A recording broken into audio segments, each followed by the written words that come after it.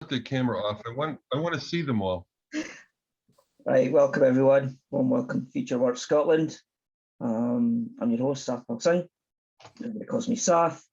I'm joined by my co-hosts, Donald Henderson and Nikki Bennett. If this is your first time, very warm welcome to you. If you've been with us before, lots of familiar faces, warm welcome back. This is our last event of 2021, and what a year it's been. We will be sending out some reflections on the year we feel we've had and all that we've learned. And thank you to all our wonderful guest speakers. So do look out for that. Just the usual kind of formalities. We do have a code of conduct. In short, we ask you all just to be respectful to one another and everyone to have a great time, have a great experience. And in terms of questions and answers, Daniel's quite keen to keep it quite interactive.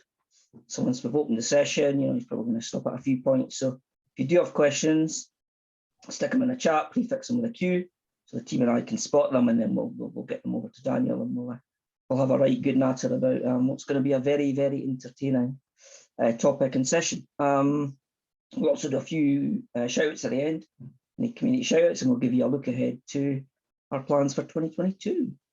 And with that, I'm delighted to welcome Daniel Mezick to Future Work. I've worked with Daniel here for a while, so I'm really excited that he's made it along this evening. I also spoke earlier in this year at his meetup as well, so it's great to see him again.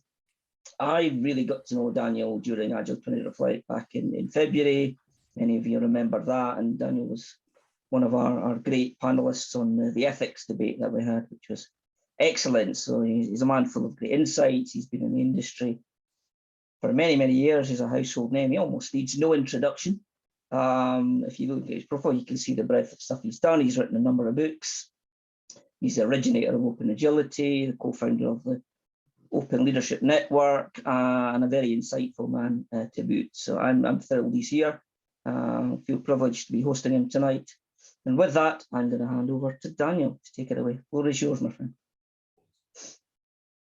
You're on mute. Hi, everyone, and thank you, Seth, for that great intro. I totally appreciate it, and I appreciate everyone here who's taken time from their evening meal, right, to be with all of us. So I'm thankful for that. I am coming to you from my undisclosed location in North Guilford, Connecticut, USA, where it's snowing for the first time this season. And I brought in some firewood, and I've got some Scotch whiskey set aside for later this evening with the missus. And I'm looking forward to that after we finish here. So that's what's going on with me. What I'd like to do is discuss with you a little bit about patterns over practices, patterns even as the manifestation of principles. So we haven't talked much about patterns in this community, and I feel like it's probably time for that. So I need to give you a little bit of background on myself and why I'm here, why I'm teaching this tonight. Back in 2011, I was doing what I thought was the best Agile coaching of my life. After entering around 2006, when I took my first Agile related class. It was a Scrum class with a guy named Lowell Lindstrom. So I had been working about 5 years. And, I thought I was doing some great work in this client. They had 7 or 8 teams. I had a really, really great sponsor, a great guy. His staff loved him. And I came in, I was working 3 or 4 days a week for 2 or 3 months to help them out. And I was having a ball. We were making great progress. Some of the teams were doing Scrum, some were doing a sort of Scrum derivative, some were doing Kanban, and it was all working. So, outside there was a little truck where you could go out and get your lunch and get a little sun. So that's what I did. I came back one day, and I was getting ready for the second half of my day in the afternoon, and I went into the men's washroom to wash my hands. And there was no one in there. I was washing my hands, big mirror on one wall, 4 sinks, and this other guy comes in, and I know him. His name is Anatoly. He's a Russian guy. He's a Russian architect guy. And I had some speaking with him and, earlier, through my work and stuff, but never anything that was substantial, more like chit chat. So I said, hey, Anatoly, how's it going? And he shut off the water and reached for a paper towel. And he looked at me and he said in a very thick Russian accent, oh, you want to know how I am doing? I'm like, yeah, how's it going? And he goes, just like this. Agile sucks. And so do you. Just like that. And I looked in the mirror and my whole face looked red. And I could feel the heat on my face as I was like confused by what this guy said. So after I collected myself, I said, what's the problem? And he says, what's the problem? He goes, nobody gives a shit what I think or feel about this Agile stuff. Nobody asks me. Nobody wants to know what I think. I got some ideas. Nobody cares. It's all just being ramrodded. And it's awful. So Agile sucks, and so do you. And then he balled his paper napkin into a tight ball, and he very precisely threw it in the trash. And he said, so have a nice day, Daniel. And he walked out. And that was the day that everything changed for me. And that's what leads me to being with you here today, right? Because I had to look at what I was doing and realize that I was actually, at least from his point of view, forcing something on him without his consent. And he didn't like it one bit. And the first chance that he had to tell me, he did. So from that, I started working on like this imposing versus inviting thing. And I started using open space. And then at that account, I used open space for the first time inside an organization. It was the last day of my gig. And we had a beautiful open space event. The CEO was the sponsor. He behaved beautifully as the CEO and sponsor the entire day. He inspired a lot of people to open up, and they did. And they were in great shape after I left because of that event. And they all loved it. And I realized I should have started an open space in that company. So I went looking for another company where I could do exactly that. And that led to something called open space agility, which is iterative type open space. So in thinking about this, I realized it's not the open space meeting, it's the pattern of invitation. That's part of it. And it's also this whole group process thing. So for example, who's doing scaled Agile today in any form? Show of hands. Couple, yeah, some. I don't see all the faces, so I can't really tell, but you could use the automated hands up if you want. I know we probably have a lot of introverts here who don't want to show their faces right now, and that's okay. But if you've done PI planning is a whole group event. Whole group events have a way of building common knowledge. Common knowledge is how you actually scale anything. So what I want to do today is I want to talk a little bit about these patterns, tell you a few more stories about things that have happened to me, and kind of tie it back to something that you can actually use tomorrow.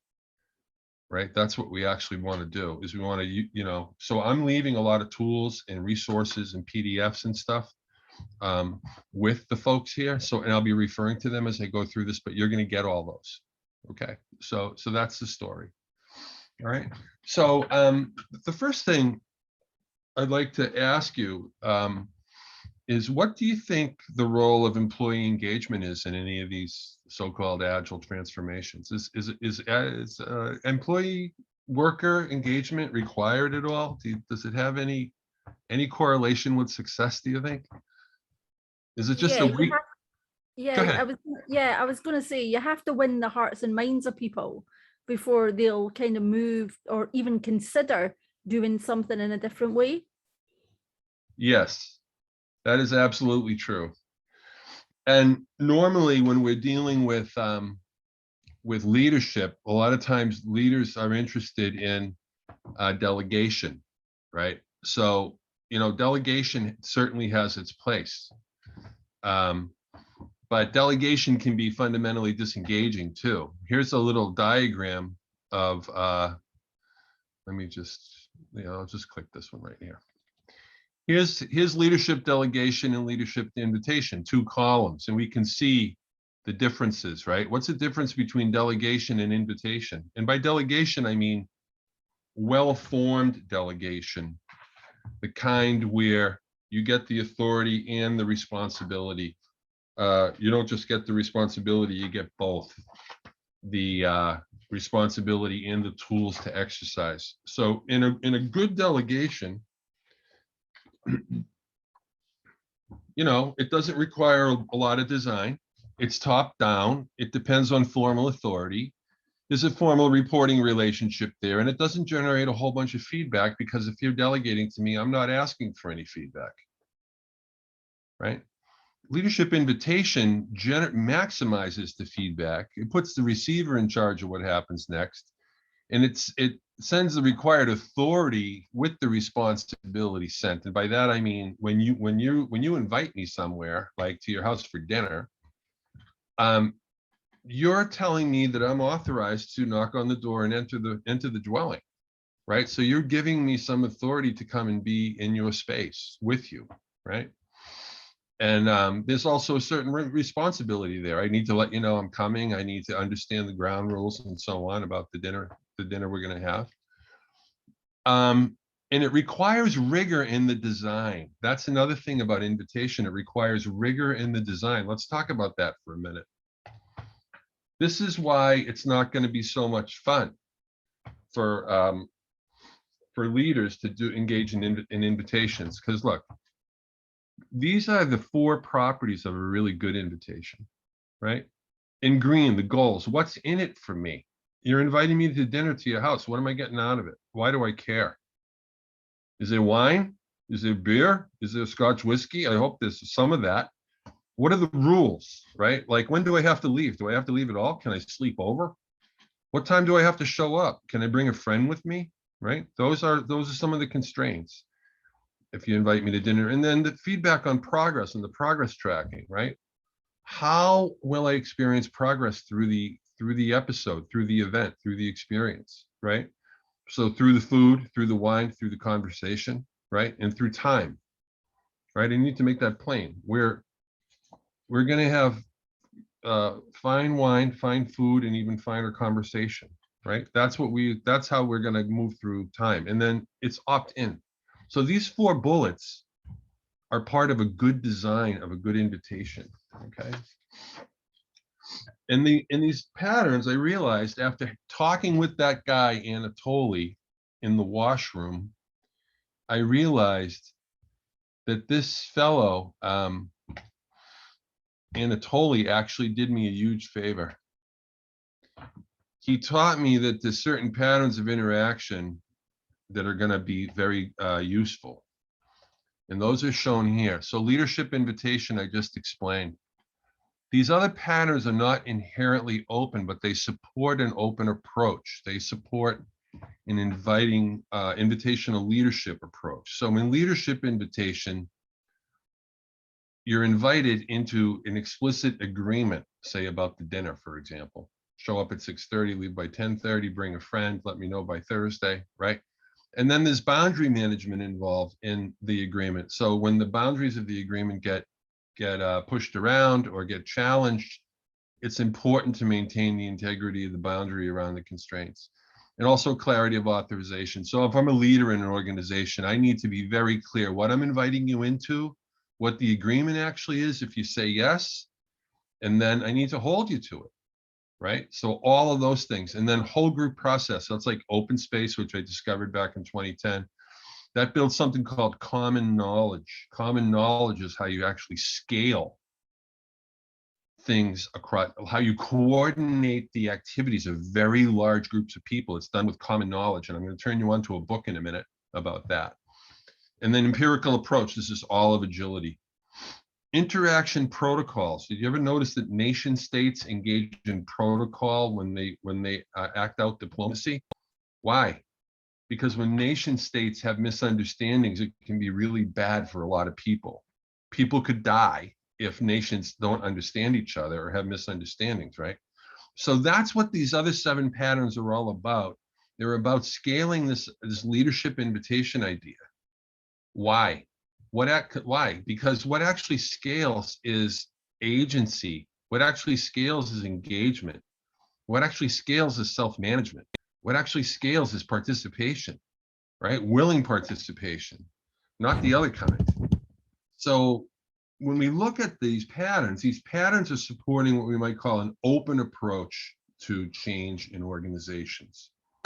Now, there's a book that I discovered on Amazon. I'm going to put the link in the chat. It's this obscure book that tied together a lot of this stuff for me. Here's the book right here. It's called Rational Ritual. This book says that common knowledge is what actually scales. Common knowledge is you know that I know that you know that I know that you know. We all know it. It's common knowledge. Guess how you generate common knowledge? It's done through ritual. PI planning is ritual. Open space is ritual. Okay, and I'm going to show you some other ritual designs that you can use. Whole group process is one of the patterns in those 8 patterns of open business agility. Whole group process is super powerful medicine. When you get everyone in the room periodically, whether it's virtual or otherwise, that is some powerful medicine right there, because the best idea can actually see the light of day. And it saves a tremendous amount of time with decision latency and communication going around. If you have a periodic whole group event, approximately every 90 days, where you just examine how is the improvement going? How can we improve the improvement? What questions are we not asking? What do I need to tell everyone so everyone knows, right? This is some serious medicine. It builds common knowledge. Ritual builds common knowledge, and common knowledge is used to scale and coordinate the actions of people at scale. So this is some very, very powerful stuff. I also want to bring up this wider idea right here. Take a look at this for a minute. And you'll notice that, you've got values and principles. We all know what those are. And we've got practices, and we know what those are too. Okay. But here's something we haven't paid attention to. The missing link, patterns. Patterns are informed by principles, and they in turn inform the practices. So I don't care how you get explicit agreements. You can use any practice you want. I just want you to get them. You understand what I'm talking about? So patterns actually free us up from the tyranny of practice frameworks. Instead of focusing here, let's focus here on the healthy patterns of interaction. And I don't care what practices you use. I don't care. As long as you get clarity of authorization, explicit agreement, boundary management, and occasionally have whole group process, this is going to free you up. Okay, we're majoring in the minors across the agile civilization. We're still stuck here. We need to be thinking upstream. What are the patterns that are informing these practices? Okay. Now there's something else I want to show you here in this diagram, and here's what it is. See these overlaps in the Venn diagram. There's some, between values and principles, there's something. I don't know what the name of it is, but there's something there. And in between principles and patterns is also something that's common to those. And I'm not quite sure what the name of that is either. And then when does a pattern become a practice? There's sort of this gray area, right? So there's 4 functional pieces, and there's 3 of these connections. There's actually 7 parts to that diagram. See that? Yeah, Daniel, the bits that you've got that are interlinking the circles. Yeah. You call those the sweet spots? Well, they could be thought of that way. These are vague areas where values and principles are sort of mixing together, right? So we're pretty bad with ambiguity as human beings, yeah. Right? but I'm acknowledging there is some ambiguity between values and principles. It's not as clear cut and dry as you think it is. Okay. You know what I mean? Yeah, cool. Thank you. Yeah, yeah. So there's that. So I've been focusing on these things, and I've been noticing that they really, really work. So what I'd like to do is bring it down to some practical know-how, practical actual doing. And what I'd like to do, if it's okay with you, is I'd like to run a short video of a fellow he's an executive with like 900 people under the span of his authority. And it's an executive video testimonial. It's about 3 minutes long, where he tells his story of how he took this executive action team meeting that comes from Scrum at Scale. It's all the people with very high authority who are responsible for the quality of the Scrum and the process. They're supposed to leverage their authority and exercise the authority to remove impediments. And they have a meeting approximately every sprint, at least every sprint, and usually more frequently than that. And this fellow started inviting people to the executive action team meeting to observe. And when they hit a tough to remove impediment, he would ask some of the observers, hey, would one of you like to help the executives actually work on this to solve it? And he actually, over a 2-year period, built a volunteer army. Out of 900 people, he has over 85 volunteers who have come into this executive action team and they've been authorized and set up, and they work with the executive team to remove impediments on the ground. They're mostly Scrum Masters, but it's all kinds of people. So this guy is very, very excited about this because he was very commandy, control-y, and he initially told people what to do. Like he talks about how he got influencers from around the company to work on these things, but he never asked them if they wanted to. So guess how far that went. Okay, and then a coach who was, progressive guy out of Boston, a friend of mine, he brought this fellow Eddie Wilkinson to this idea of, hey, why don't we ask people what they want to do and see if they'll help? And he was totally shocked. And now I'd like to show you that video. It's about 3 minutes long. Can I show it to you? All right, so here we go. Can you see this screen right here? Can you see that? Yeah, okay, here we go.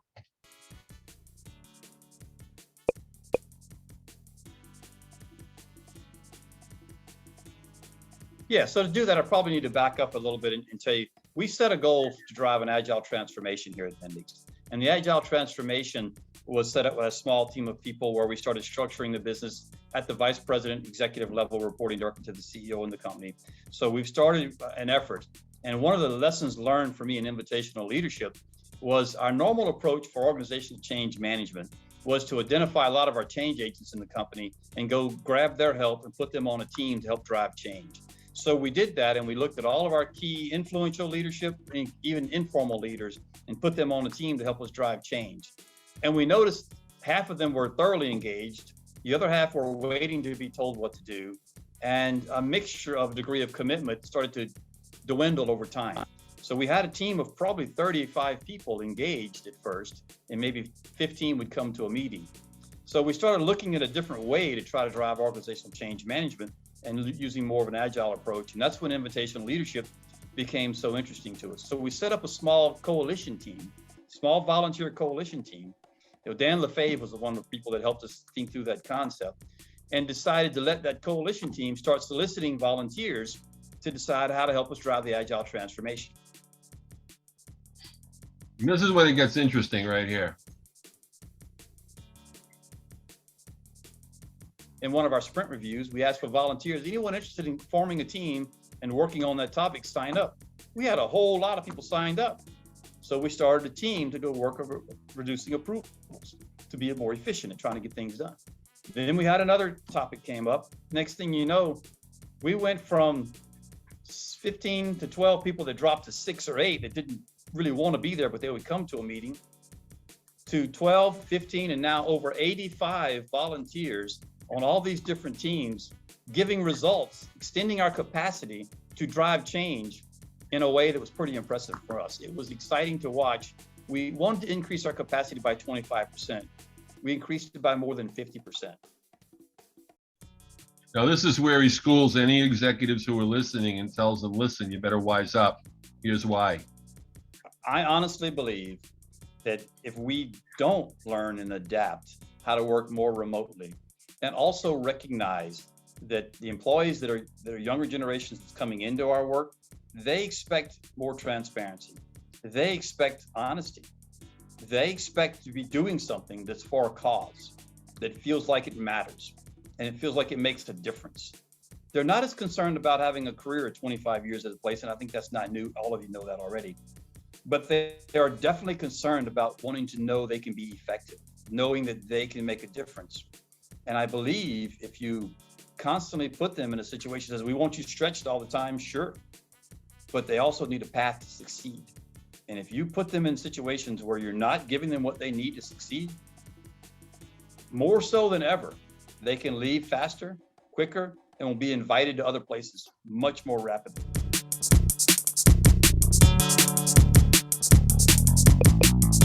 So there you go. There's some actual testimony right from the horse's mouth about how this can actually work. Okay, so this guy was coached in a way that was, one step at a time, and he got there. So I want to show you some other tools that you can work with. And again, for those that are new, I see there's a lot of new people that have come in.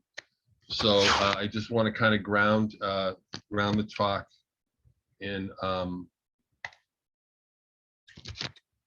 where we are, like, what is this talk about, kind of a thing. And it's what we're really talking about during this talk is these 8 patterns, leadership invitation being the keystone pattern and the one that the other 7 support. So let's talk about this diagram for a minute. These things are coming out of Scrum. If you have good Scrum or good Kanban going on, you've got clarity of authorization, you've got explicit agreement, you've got boundary management. If you're bringing something like open space or better into your organization, you've already got whole group process going. That's going to build common knowledge, right? If your Agile is the real deal, you're already doing the empirical approach. So these are not new concepts. Any healthy Scrum, Kanban, or Agile transformation, these behaviors are present across the whole group. Okay, so when we talk about patterns, we're talking about patterns of interaction across the whole organization. And that mostly comes down to what the leadership team is setting up in terms of an environment for people to win. Okay, so if you don't have clarity of authorization, you have a misunderstanding about authorization, right? And if you don't have explicit agreements, you're going to have misunderstandings about agreements because you don't have any. I think we're doing this, you think we're doing that. We're both right because nobody established the ground rules in the beginning. Understand? Okay, so this whole thing comes down to healthy interactions across mostly the leaders with authority are the ones who are culpable here. They create the conditions for good interactions or crappy interactions, So I want to mention something, then we're going to take a look at some practical tools. I'm going to show you something called a checklist for executives that you can use for Scrum or Kanban. I'm also going to show you a whole group meeting format called the debate. And I'll also show you a whole group meeting format that's called the authority circle, right? So it's not open space that's the secret sauce. It's the fact that the whole group gets in the room. That's the secret sauce, okay? And it's not that open space is the special thing. It's the fact that people are invited and they don't have to participate in the event if they don't want to. Okay, it's a real invitation with no sanctions. So if you have a real invitation with no sanctions and you get the whole group in the room and they're coming because there's an attractor there that they actually all care about, you're going to make a tremendous amount of progress in less than a day. It's ridiculously simple. And it's also ridiculously complicated all at the same time, okay? So let's see, where was I? All right, let's take a look at this checklist that I use to get explicit agreement and clarity of authorization, Okay, you're going to get this tool. I call this tool the Scrum checklist for executives. You could use it for Kanban. You could build your own for Kanban. Or whatever tool, whatever practice you're going to use. Here's what we do. Here's the instrument right here, and you're all going to get this. You get the whole leadership team in the room, and you pull a really, really difficult quote from the Scrum guide and you put it right in their faces. Then you ask the person who's sitting there to rate or score the leadership team, the organization. That's really, when we say organization, that's actually a proxy for the leadership team, because they're like 90% of what happens depends on them. So our leadership team overall demonstrates clear support for this rule. 10 if they totally do, and 1 if they totally don't. And 5 is like a meh. Okay, so you rate the leadership team you're in, and then you rate your personal support for the rule. And then we jack that into a spreadsheet and we just put it right in their faces. But what's really, really interesting is the responses to these questions. So here it talks about the product owner having authority to edit the backlog, and no one else actually does, to prioritize. Same question. How does the organization support it? How do you support it? Okay. And then you can see, these are all very problematic quotes from the Scrum guide. Right? I mean, these aren't easy statements to review with the leadership team, right? And then this one, development teams are structured and empowered by the organization. Okay, yeah. Now we're going to really hear some of the crickets chirping with these 14 leaders in the room, okay? So when you put that together and you use your facilitation skills, it takes like 4 to 6 hours to walk them through that, because they talk about it and they have to process everything. They come out with an idea of what Scrum actually is. Okay, so that's progress. And then they actually know how to support the Scrum from an executive leadership point of view, right? And we're coming out with explicit agreement about what it's going to take for executives to support the Scrum, what they're going to do, what they're not going to do. And usually what they're not going to do is quite the longer list, right? Okay, so we have that conversation. You could do the same thing with Kanban. Kanban, what we normally do is we just start without actually getting explicit agreements and clarifying who's authorized to do what and what the decision rights are, okay? Most of the action in these organizations is at the ecotone. Does anyone know what that word means?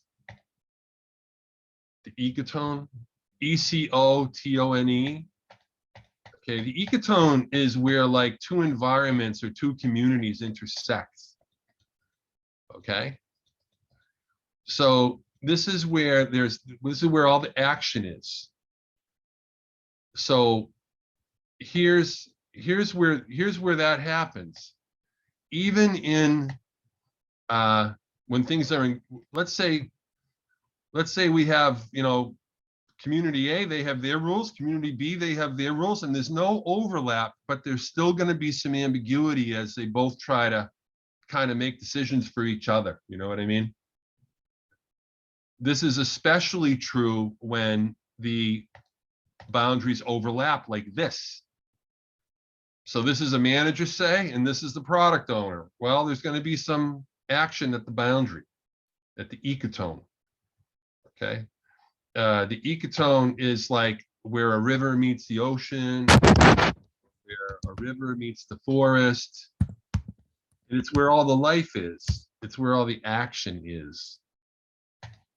So this is the Wikipedia page. I'm going to put this in the chat. You might find this word very interesting in your own work.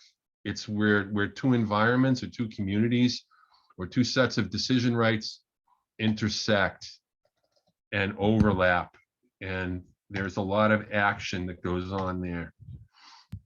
So if you don't have explicit agreements, if you don't have good boundary management, if you don't have a clarity of authorization, you're just going to be engaged in a whole bunch of negotiation constantly. Okay, so I want to pause long enough to take a question or 2 about these ideas, see if I can clarify anything for anyone before I move on. and go a little deeper. Just gonna check if there was anything in the chat. Yeah, anybody got a question you want to hand me? This one here from Michael. How do you manage to get a leadership team into a meeting for 4 to 6 hours? Send them to a retreat, question mark. Yeah, okay. All right. So listen. I could tell you a story about an executive that I challenged successfully, and it went really, really well. And he told me afterwards that consultants routinely waste his time, and that he was testing me to see if I was going to be wasting any of his time. And of course I didn't. So here's the deal. You are a trusted advisor. You are not the hired help. I want you to project that into the environment. When you look at these authority figures, I want you to think to yourself, this person thinks of me as wise and erudite and knowing things and wanted to learn from me. And they think of me as a trusted advisor. And that's exactly what I am. And you'll start to actually act it out if you start to tell yourself that story, okay? There's a technical term for this. It's called reciprocal characterization. You can look that up. It comes from acting theory. Executives are constantly faced with problems, and they want to find people who can help them solve their problems. Are you one of those people or not? So if you show up as someone who's a trusted advisor who can deliver solutions to problems, who recognizes the problems and has a solution, you're going to be seen as a trusted advisor, and they're going to believe in you, and you'll be able to actually get them to do this. Harrison Owen, he's an open space pioneer guy. He's about 85, 86 years old now. He's a crusty old buzzard now, you know. But I asked him, Harrison, how do you get these executives to do any of this stuff?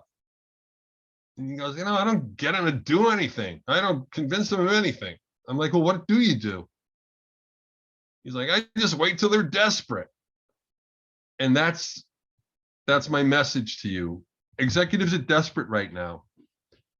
There were goals set 2 years ago, and then COVID hit, and those goals haven't been adjusted, and all the impediments have increased.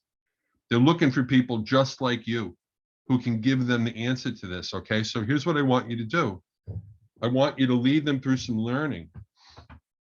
And usually you can do this by challenging them and asking them when they say, well, that's not our culture, we don't usually do that. We have a process and all this, right? My standard line comes from a show in the United States called the Dr. Phil Show. How many people are familiar with Dr. Phil? Just a few people are familiar with Dr. Phil. Dr. Phil he has a self-help show. He's a psychologist. And people are saying, well, I don't do it that way. I do this, I do that, I do this, I do that. And his standard line is, he pulls in a little and he goes, let me ask you a question. How's that working for you? And I want you to use that line with these execs and show them that you've got something to offer, right? You take them through the Scrum Guide, or you take them through a book on Kanban, they're going to come out of that understanding that you are an encyclopedia of knowledge. You know exactly what you're talking about, and you're actually leading them through important learning that's going to save them millions of dollars in drop balls and fire drills. Or even the best case is they decide not to do this because they don't think they're ready. That would be a great outcome for a lot of people. You get what I'm saying? So I want you to take an assertive stance, and I want you to challenge the executives a little bit. Can I tell you my challenge the executive story now? Yeah? You ready for this one? Okay, I'm gonna give you the fast version. 5 or 6 years ago, I used to fly around and teach people 2 days of Agile. They'd fly me in, they'd pay me some money and fly me out, And then I started to think, like, what happens to them after I leave? So I started setting up these half-day executive briefings on day 3. So from 9 o'clock to 12 o'clock, we do this executive briefings on what is Agile, what is Scrum, what is Kanban, what's empiricism, what did I learn about your people? What did your people say about this place, right? So I'd have the students put down all the impediments on a big flip chart piece of paper, and then I would reveal it to the executives, and they would all get to see it. That was always fun. Okay, so I'm teaching the class, we go through the 2 days, and the people are like, oh, look out for Liam. Liam's really dangerous. Liam's very, very, very scary. He has a 150 IQ. He wrote the original code. He's part of the origin story of the company. Liam, watch out for Liam. He's going to come and get you. Well, the day comes, and I get there like early and everything, and I settle down. I'm having my little cup of coffee and my little tea. Everything's laid out, the tables, the chairs, the front of the room. Everything's just the way I like it. People are coming in, and then they sit down, and then I start teaching. And there's only a couple of guys in the front row, and I know that those are the big bosses, because, you know, nobody sits in the front row unless they're the big boss or they think they're the big boss. So I'm wondering if those two guys are Liam, which one is Liam. And it doesn't, neither one of them really look like Liam to me. And then after about 5 or 6 minutes into the class, here comes this guy. He comes in the room, and he's got his books, and he kind of carps his shoulders, and he kind of comes in like, just ignore me. I know I'm late, just keep going. So and then he comes in, and he's kind of slinks into the chair. He sits in the front, pretty close to the middle front. And after a few seconds, he starts spreading himself out on the table. And now he's like this. And I'm like, okay, this is a guy. And he goes just like this. He goes, excuse me, I have a question. He goes just like that. I said, yes, sir. He goes, why should I give a shit about what you say? He said that in front of like 14 other leaders, right? And if you've ever seen the movie The Terminator, where the guy knocks on the door and there's a drop-down menu, and I had some of those options in my mind at the time. If you've seen the movie, so those of you that are laughing have seen the movie. I just looked at him and I said, you want to know why you should listen to me? He's like, yeah. I'm like, I can't answer that question. Only you can. So here's my deal. If this is a colossal waste of your time, we're taking a break at the top of the hour. Why don't you just leave and not come back? And then I paused for emphasis. I said, I know your time is valuable. I don't want to waste it. So how about we do that deal? And he goes, he taps on the table and he goes, okay, let's do this. And I proceeded to teach the rest of my thing. And then he went out on the break and he did come back. And he said, listen, I have to leave before the next break, but it's not you. This is actually good. I have another commitment. And he left early, but then he slinked back in before it was over. He left the other meeting and came back into my meeting. And then at the end, he came up to me and he said, you know what? Consultants routinely waste my time. So I had to find out if you were one of them or not. And you weren't. And I've got a lot out of this. If you ever need a reference, you can use my name. Here's my card. This has been great for me. I'm sure my people got a lot out of it. Have a good trip home. So that's how you have to deal with execs. And I know that was a little bit of a long-winded answer, but they are routinely running into people that tell them yes, kiss their ring, don't deliver any value about anything at all. You have to know how to challenge these people. And I want to tell you something. You might not feel like you have executive presence, right? Or if you're a woman, you might feel like, oh, I don't understand the secret language of these male leaders or whatever, or I don't get the time of day out of them, or whatever it is. I have news for you. This new remote medium has leveled the playing field. Here, let me give you an example, right? Those of you that know me pretty well have, seen me personally, and we've hung out, maybe thrown down some beers together or whatever, or a conference. You know that I'm descended from a race of giants, right? I'm like almost 6'5", and don't you know I leverage that fully in social settings? I mean, why wouldn't I? I used it that day when I challenged the exec, right? I took a few steps towards him, so he had to look up, right? Hey, here I can't do that anymore. Everyone is at the same level. So if you're good at communicating over video on the camera, hey, let me tell you something. You have an unbeatable advantage, and you can coach executives. Anyone can do it. All right, so let's get back. Was there another question, Seth? No, I think you're good for now. I didn't see one. Okay. We'll catch up on the end. Yeah. All right. Does anyone have a question now about that whole side trip I went on about challenging them? Feel free to unmute and chip in if you want. Yeah. Go ahead. Yeah. Well, if there's no question now, that's all right. You can bring it up later if you want. All right, now let's look at another thing that I use. Again, this is to build common knowledge. It's a whole group practice. It's called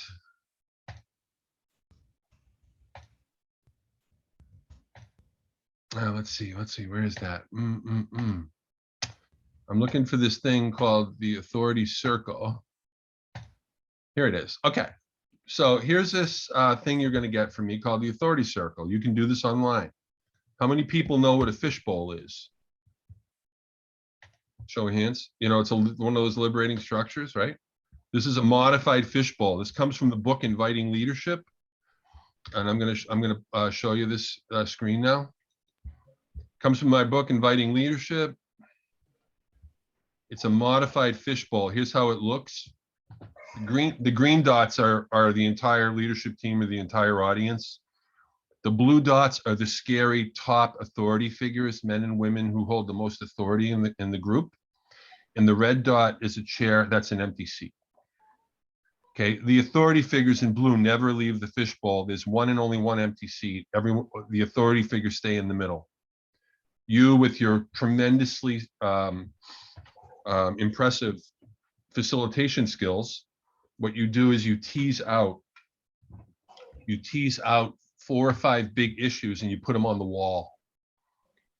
Things that are facing the organization, things that are intractable problems you want, and the authority figures are now going to talk about them. So as you facilitate, what you do is there's 2 phases. In phase 1, the blue dots talk among themselves as if nobody's there. Everyone else listens. So it's like you're eavesdropping on authority talking to itself. And if Sath and I work, you know, say Sath and I, say I report to Scott and Sath reports to Andrea, and Scott and Andrea are 2 of the blue dots in the middle of the circle, and they're having a disagreement about something. For Sath and I, that's like high entertainment. I'm asking him for more popcorn at this point because this is getting good. Scott and Andrea are like disagreeing about something, and it's a really high level thing, and we're in on the whole thing. This is like great theater, right? And then in the second phase, the hot seat is open, and anyone from outside can come in, and they actually interact with authority in that scary center of the circle area. And now they're face to face and head to head with them, and they're discussing the issue, and they have a comment, a concern, an insight, an aha, or a question. And they go in, and if they come out and they don't go out in a body bag, everyone learns, hey, this is actually kind of safe. I could go in there too. So then when the next issue comes up, maybe you go in, right? Can I tell you a story about this thing? Yeah? Okay, so here's the story. First of all, I tried this like 3 or 4 times with different companies, and some of it was a complete disaster.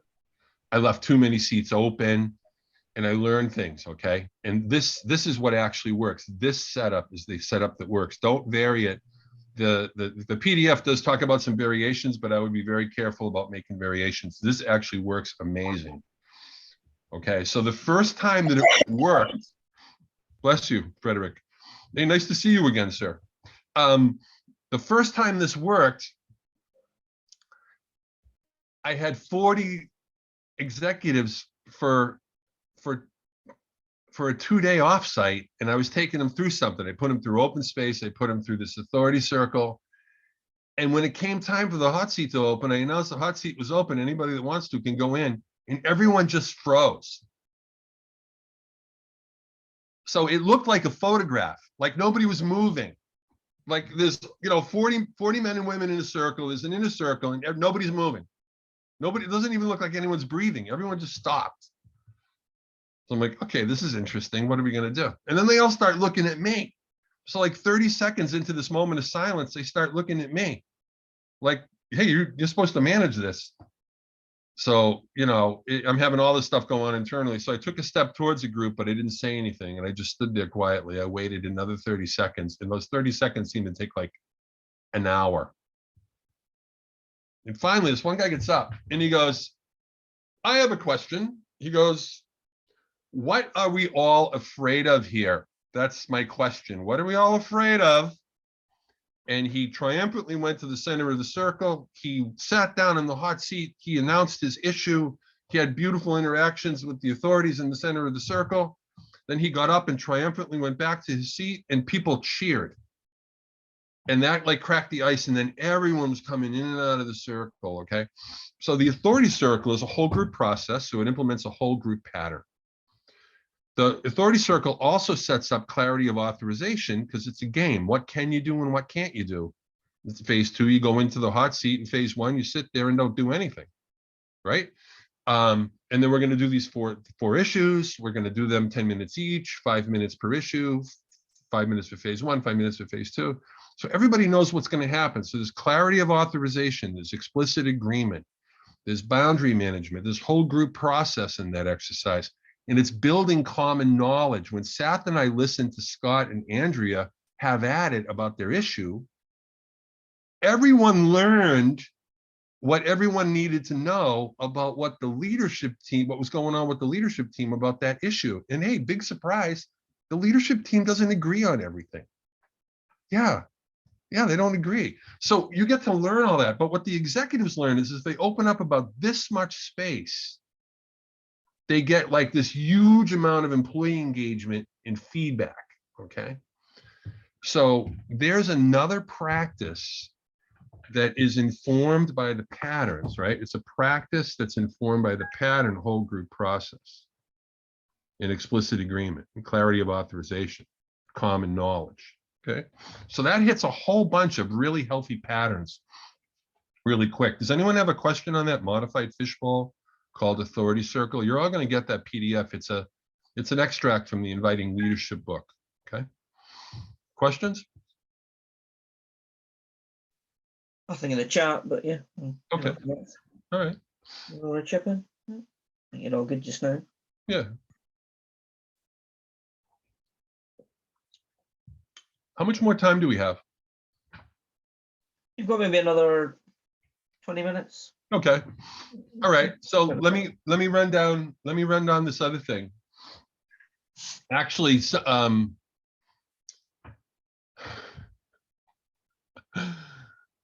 I think that this was actually at an OLN conference we did in Boston, and Frederick Ducros can tell me. Do you remember this? Do you remember the scene right here from the Boston event? Oh yeah, that was a big one.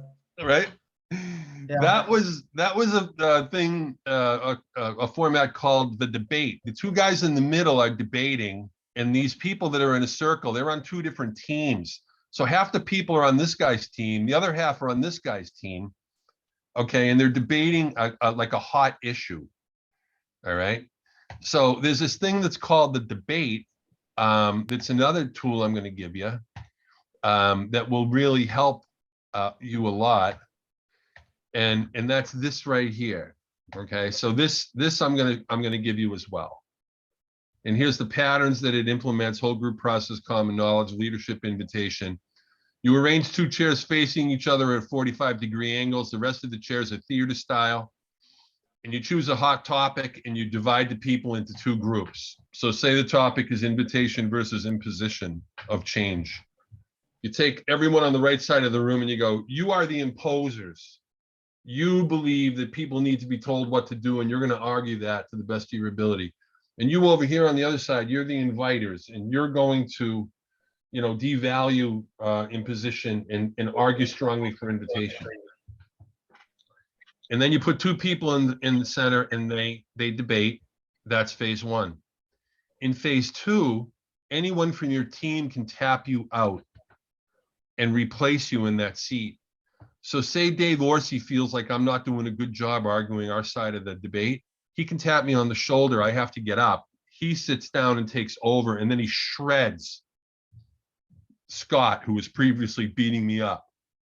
David just thinks about it. He's like, oh, I'm just going to go in there and shred Scott. And he taps me on the shoulder. I get up, he sits down, and he shreds the guy. Okay, that's phase 2. Anyone on your team can tap you out. And then in phase 3, anyone can tap out anyone at any time.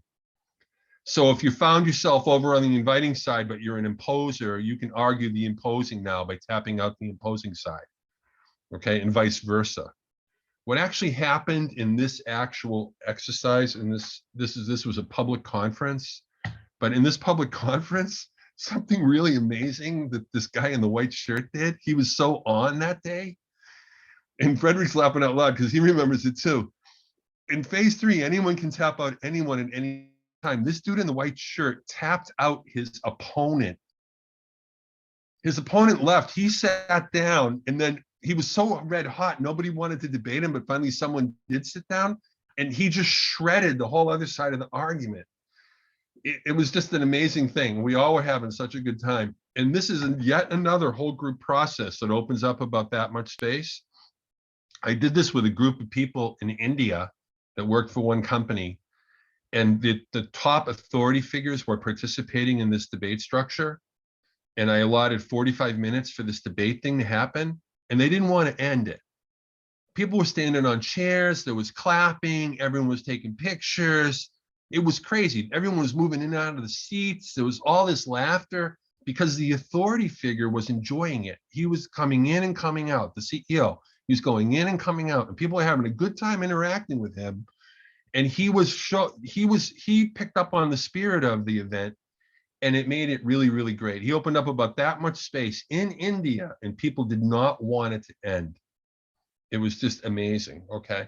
So, anchoring this, why do you care about any of this stuff? It's because these are the healthy patterns right here. The keystone pattern, leadership invitation.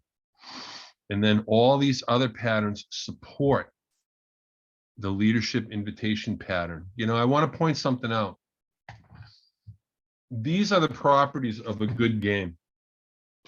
Clear goals, clear rules, a clear way to track my progress in blue there, and then opt-in participation. Okay, so any good game has that. Any crappy game, that stuff is going to be not very well formed. But why does that stuff work? Here's why it works. Because everyone wants some of this. Everyone wants a sense of control. Everyone wants a sense of progress, and everyone wants a sense of membership or belonging. And if you deliver the goods on this stuff, people are going to feel great about you and what you're doing. And if you're a leader and you tune into this, or you're coaching leaders and teach them to tune in, you're going to be very successful. Okay. These things are generated by games, right? Because opt-in participation gives me a sense of control. Feedback gives me a sense of progress. Clear rules and clear goals give me a sense of belonging because we all have membership in the rules. Like Sath just told me, this is over in 15 minutes, right? Well, don't we all have membership in that constraint? So aren't we all, there's a sense of community around that rule. We're all agreeing together, right? You see what's going on here? So this stuff delivers this. Got it? Okay, so this is also the structure of a great invitation. So if you bring these ideas to your transformation work, you're going to be very successful, okay? I want to show you another video of how good it can actually be. This is another guy, another leader from another company, a public company. Company was just purchased by Microsoft. This fellow has 900 people under the span of his authority globally. He was busy doing command control-y, enforcing and pushing of 10 core values in his company. And guess what? That worked good for about a year. And then it started to tail off. So he learned a little bit about these open ideas and decided he wanted to, what happened was he used an open space event in his company for 3 hours with the leadership group, and they solved a problem they had been trying to solve for over a year in 3 hours. He was like, oh my God, this is what I need for my culture program. So he decided to basically do 8 open space events around the world. 5 were live and 3 were over the web. And this is his story. It's a 2-minute story. I want to show it to you, okay? So can everyone see this picture right here of this guy? Okay, this guy's name's Jake O'Leary. I coached him personally. I facilitated some of the open spaces. He sent me all over the world. I did the online ones. He was complete. He uses words like happiness and joy, sense of relief, success. He talks about engagement and how simple it was. He's basically amazed by what happened. Okay, let's listen. Ready? Here we go.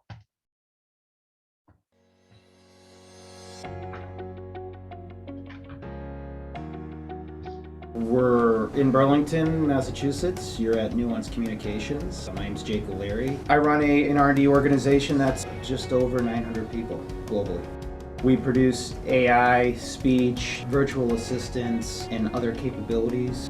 A little over a year ago, we started a journey of redefining our culture. I saw that we got to a point where our success and progress started to come to a bit of a halt. And I just so happened to crash into the open space concept, attending an event.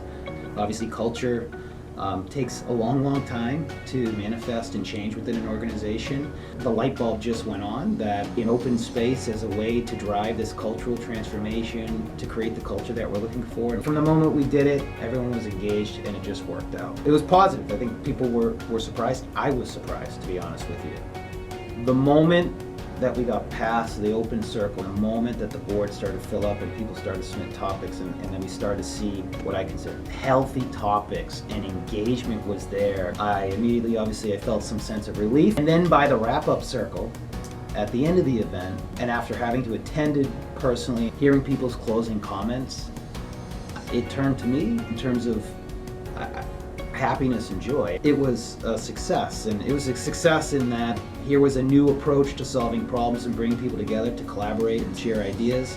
And this new approach, yielded benefit. The people that participated in it saw value. The people that participated in it contributed. And I then started to build more champions for this open space idea ultimately. And with each open space event, and as each leader sat through those events, one after the next, I kept hearing about the success stories, and it just repeated itself each and every event. That was the moment I knew we had something special. And so you had to kind of embrace the fact that in this situation, let the organization lead the way forward and let leaders rise up to drive things forward. It's extremely important not just to show the organization that leadership cares, leadership's present, leadership's just as engaged, but I actually think it's critically important for the leader themselves.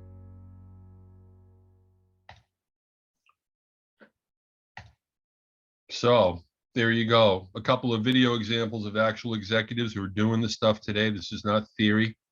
They actually reduced it to practice. I've gone through the 8 patterns. I showed you how leadership invitation is a keystone pattern, and how games with goals, rules, and feedback and opt-in participation actually deliver a sense of progress, belonging, and control, which everyone craves. If you've ever been depressed or a little bummed out, you probably had a low sense of control, a low sense of progress, and a low sense of community and membership.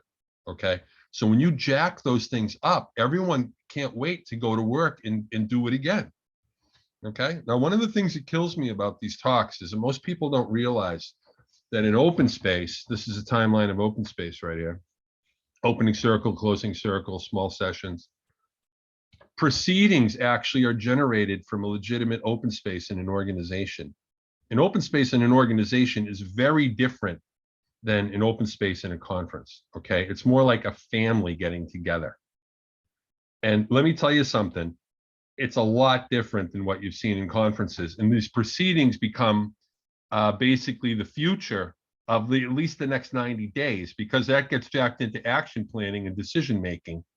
Okay, so that's how I do it. And I hope that you'll start to think doing it the same way.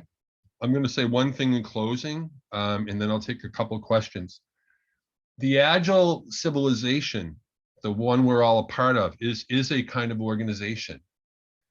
It's a kind of system, okay? And we all know that you can do local optimizations, but you'll never change the system. All right. So if you coach teams, you're doing local optimizations, but you'll never change the system. You got to get to executives to do that. Okay. So in the Agile community itself, we have leaders, we have executives, they run the institutions. And they're not emphasizing the teaching of these principles to executive leaders. So executive leaders don't know any better because the Agile community is not valuing the most important things leaders have to know, namely that they can do the transformation with their own people, that their own people are very interested in engaging and participating and being part of it. And their own people largely resent external consultants coming in, being paid a lot of money to tell us what we should be doing. It's experienced as bullshit by many people. Okay. So we've got to get away from that, and we've got to do it right by executives and teach them what they need to know. I hope that this has helped you a little bit, and maybe given you some ideas about how you can do this. And all those diagrams that I showed in the PDFs and tools, you're getting all those. Okay, so I want to just pause long enough to take a question or two and leave a little space for a smooth landing. Anybody got a question you want to ask me? There's one just come in from Jim. Let's grab that one. So going back to your Scrum checklist for execs, typically at what stage of Agile maturity are your exec clients when you work through the checklist? Well, first of all, they're usually at a low level of maturity because nobody's taught them that they need to read the Scrum guide, so they don't read it. Or they know nothing about Kanban. So when I tell them, for example, we need to get agreement on some word definitions, like what is Scrum, what is Kanban, what is continuous integration, continuous deployment, what is DevOps, right? What is Agile, right? We have to get some baseline agreement on words. And they're like, oh, I know what that is. I'm like, well, okay, can I ask you a couple questions about it? They're like, sure, go ahead. What's the first thing that has to happen before a work item hits the Kanban board? What has to happen? What has to be true about that work item? They're like, well, what are you talking about? Well, what I'm talking about is what has to be true before a piece of work can go on the board. According to the Kanban method, what has to be true is the item has to be characterized by work item type. Oh yeah, I knew that. Okay, all right, work item type. You know about work item types. Okay. Can you tell me one of the characteristics of a work item type? Just any one of them. Can you name one?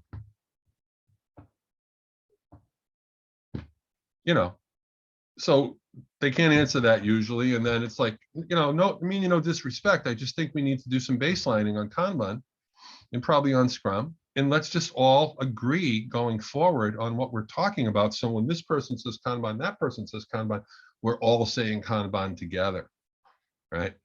So executive teams are usually at a very, very low level of Agile maturity because they write a check and they delegate it to someone else. That's been their experience. But the good news is, well, it's not really good news, but the bad news that's actually good news is that they know, if they've done that once, how, quote, successful that is. And they usually softened up for hearing what you have to say. So for example, right now, what I'm doing with one leadership team I'm working with at a large software company whose brand who will not be named, they have 40 teams. And I, with the executive team, have come to the conclusion that we all want to do a pilot of 4 or 5 teams. And I suggested to them that they put out an invitation to the entire 400 and something person organization, and that they invite suggestions about who those 4 teams should be and why. And put that out to the stakeholders, the teams, the product people, everybody. And it has a deadline. People have a week to respond. And that invitation went out yesterday. And the responses have been very interesting, even in 24 hours, and I'm a big believer that the people on the ground actually know how it can, the best way for it to go. So when you open up about this much space and ask them, and oh, by the way, when we're asking them, we're making it plain. Person X and person Y, the high authority figures who are sending the invitation, they own the decision rights. You're just weighing in on if you were making the decision and it went just the way you would like, it would go like this, but ultimately they decide, right? So we're soliciting input.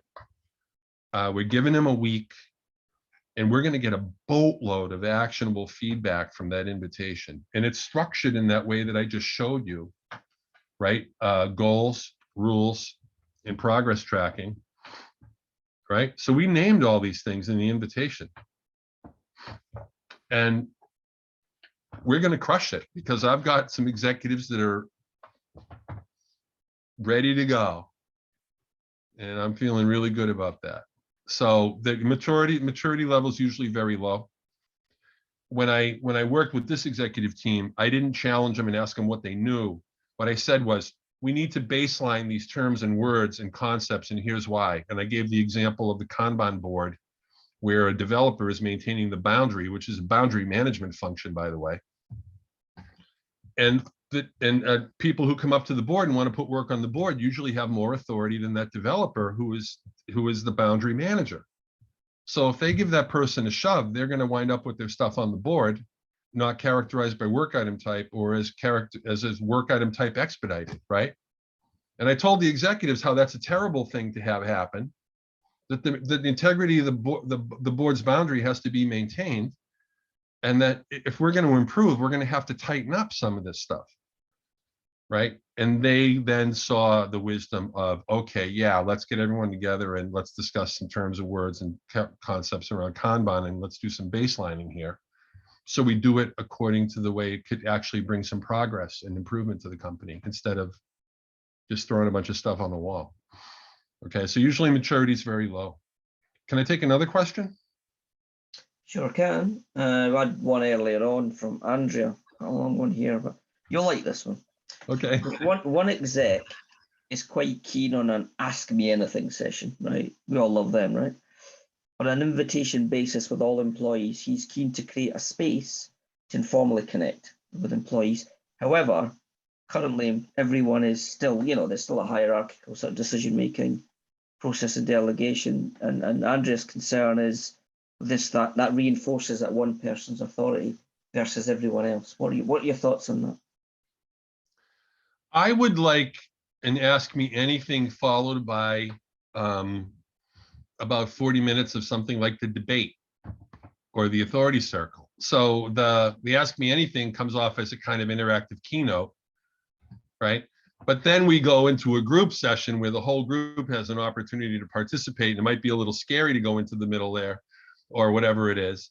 And I'd like to see that happen. In fact, I've actually strung these things together, working with executive teams where we've done something like an Ask Me Anything or a keynote, followed by something like the authority circle or the debate. I really like the authority circle better ahead of open space, by the way, because it gives people an idea of what the constraints are and what executive leadership team's thinking and stuff. And then we go into open space. We have an idea of what's possible in the next 90 days.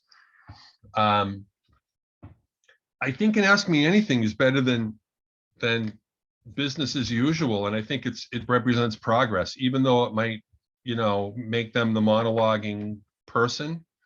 Follow it up with something where they're not monologuing. That's what I would do. And that would soften it and kind of give it an uptone ending.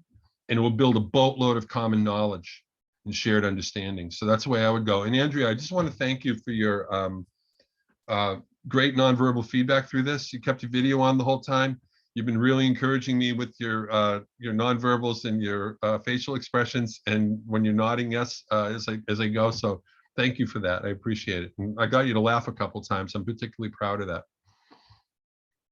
Thank you, Dan. Okay, you're welcome. Anyone else? It's a good point you've made there around the visual clues, which we're losing a lot now doing these sort of virtual sessions, especially when cameras are off. Yeah. So, yeah, that's a good call out. Good call out. Yeah, You're not Scott, going- yeah. Scott and Frederick also have been helpful in that regard because they've been laughing along with me the whole time. So that's been a source of encouragement. I just want to say thank you guys. Frederick was at the last meeting with me, and the cameras were on, and Saul asked, you're doing this transformation. What about people that don't want to do it? Should you force them? And apparently my face went like this. I saw some people laughing even before she'd answered the question. Nobody likes being forced, and of course, it brings up the whole issue of free will and whether we actually have any or not. And this, of course, is one of the great ideas of philosophy: is do we really have free will, or do we just do what we're programmed to do? Regardless of whether we have free will or not, if we think we have free will and someone tries to shove us in a direction, we resent that. It's the most natural thing in the world to resent the one who's doing the nudging and the pushing and the so-called persuasion. I've got a slide here somewhere. I've got some diagrams. I can't locate it now, but let's say there's two poles. Over here, we have totalitarian rule, dictatorship and tyranny. And over here, we have opt-in participation and opt-in consent and agency, right? In the middle, exactly halfway point, that's where persuasion lives. But it's actually skewed on the side of manipulation. It's a form of manipulation. When you persuade someone, are they really choosing, or you know what I mean? So for homework, I want you to invite one or two people to go somewhere or do something in the next couple days. And here's what I want you to do. I want you to name what's in it for them. I want you to name the constraints, whatever they are, right? And tell them how they're going to experience progress through the event with you. Like, how will they know when they're in the middle and at the end and stuff? And then invite them. Okay, I want you to use this structure and invite at least one person to go somewhere or do something. And now here's the last part of it. If they say no, you're going to be ready for that, and you're not going to be mad and want to use persuasion to get them to do it. Just ask them if they like to and see how that works for you. I guarantee that you'll have insights and ahas as you go on this journey of inviting. And once you understand it better, you can teach it to executive leaders. We're in a spot in the civilization right now where a whole bunch of things have to change, and it starts with leadership. So what are we doing about that as coaches? We are in a unique position to actually make major change in the world through the world of work initially, and then beyond there. What are we doing about that? So we in this document that I gave Sath, it has links to all the other documents. And also inside there, there's a I've shared it now, Daniel. Yeah. In the chat. Yeah, everybody's got it. Yeah. We teach this class. I'm going to teach it on the 10th of January to the 13th on these 8 patterns. If you want to come, you can come for almost half price. It's a 40% off coupon.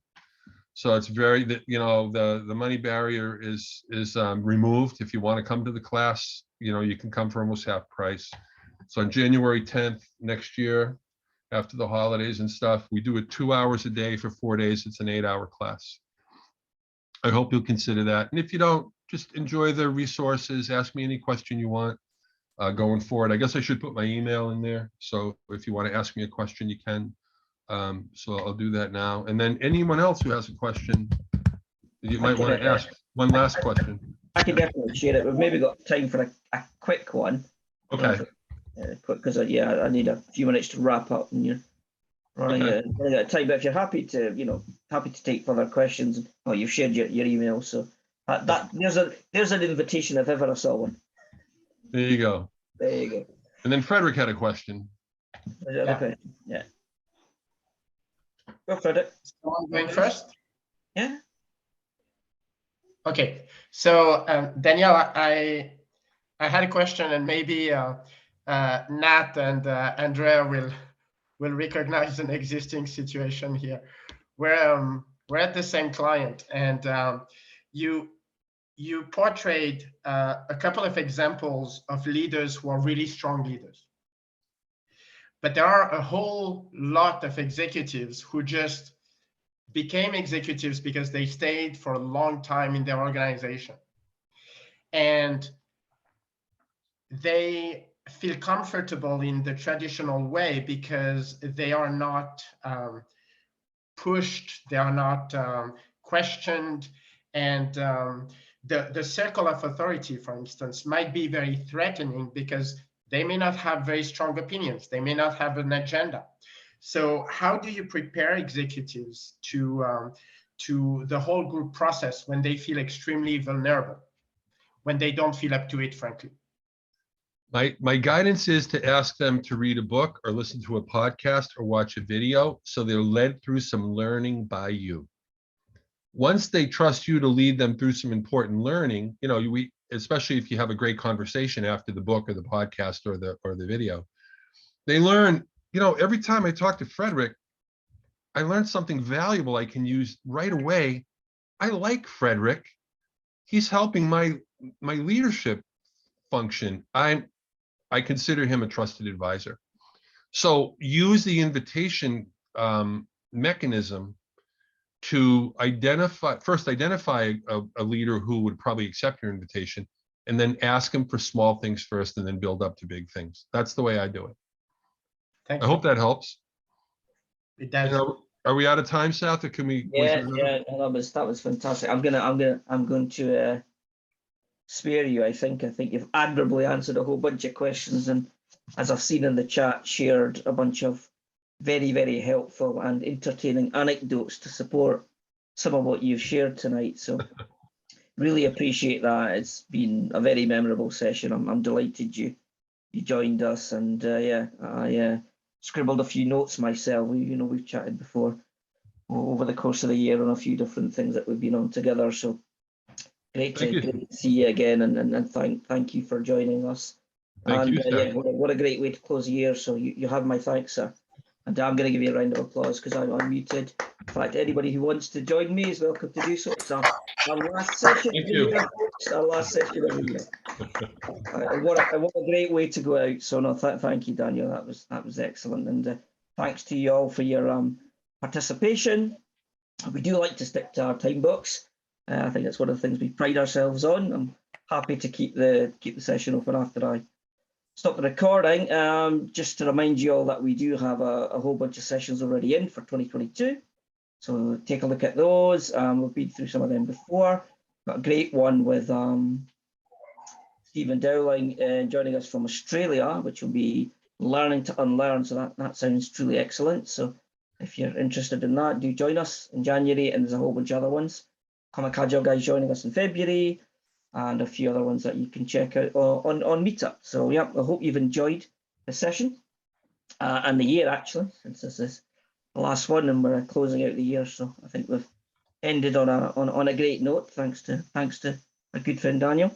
Thank you all for all your support over the course of the year, and for all the sessions you've attended, all your engagement, your participation, your support here on the sessions and on social media. So thank you, and we look forward to 2022 and another great year of collaborative learning, with you all. So thank you, we do appreciate it, and it doesn't, we wouldn't be able to do these without your support. So you have my thanks, and my thanks to my co-organisers and hosts, Donald and Nikki, for all the work they do behind the scenes, and again to all of you. So thank you, and stay safe.